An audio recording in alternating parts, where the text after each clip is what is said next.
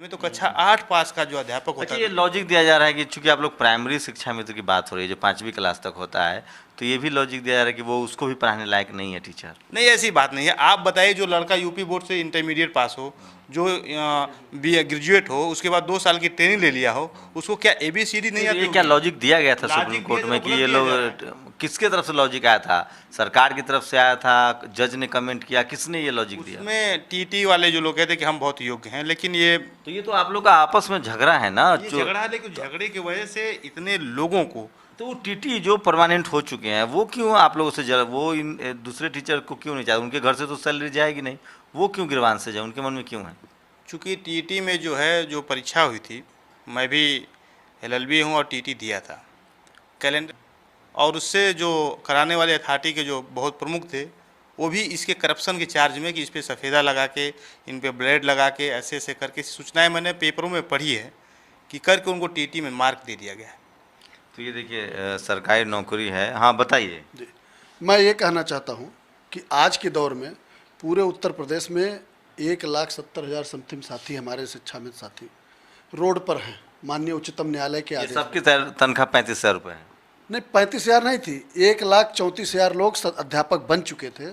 बाकी और जो बचे हुए थे वो अध्यापक की बनने की बचे हुए की बात बताइए ना, जिनकी जो बन चुके हैं, जिनको 40,000 तनख्वाह मिल रही है, उनकी तो समस्या नहीं है। नहीं, समस्या तो वो सबको निकाल बाहर कर दिया गया है माननीय कब से निकाल दिया गया? ये 25 जुलाई को जो आदेश आया है, माननीय उच्चतम न्यायालय का आदेश आया है, उसमें ये कहा गया है कि जितने भी लोग हैं इनका समायोजन जो माननीय उच्च न्यायालय ने रद्द किया था, उसके आदेश को हमें कोई कमी नहीं दिखती है, ये कहा गया उनके द्वारा।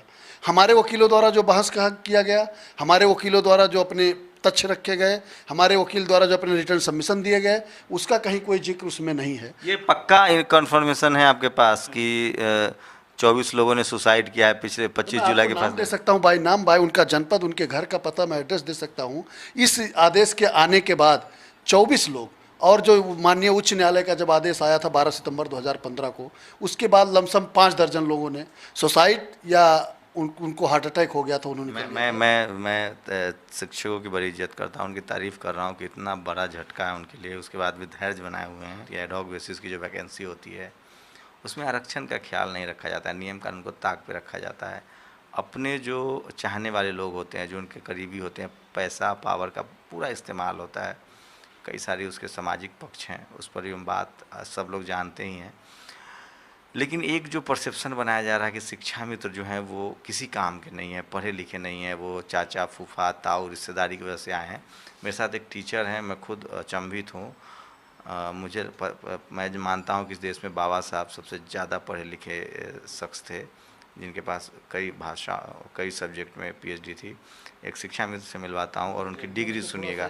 क्या नाम हुआ सर आपका? मेरा नाम जगबीर भाटी है, मैं जिला गौतम बुद्ध नगर से हूँ, जिला प्रेसिडेंट हूँ उत्तर प्रदेश प्राथमिक शिक्षा मित्र संघ का। आप अपनी डिग्री बताइए। मैंने 2 बार MA किया है, BTC किया है, B.Ed किया है, ऑटोकैड CNC ऑपरेटर कोर्स किया है, दिल्ली से ITI का कोर्स किया है, और 17 वर्ष से प्राथमिक विद्यालयों में शिक्षा मित्र पद पर कार्य कर रहा हूँ, और TT भी मैंने 3 बार पास किया है। तो अब आप सड़क पर TT पास करने के बाद क्या मुसीबत होगी? नहीं, क्योंकि हम शिक्षा मित्र में थे, सभी का समायोजन एक साथ हुआ है। 1,34,000 जितने भी समायोजित बने थे हम सभी को माननीय सर्वोच्च न्यायालय के आदेश के बाद रद्द कर दिया गया है।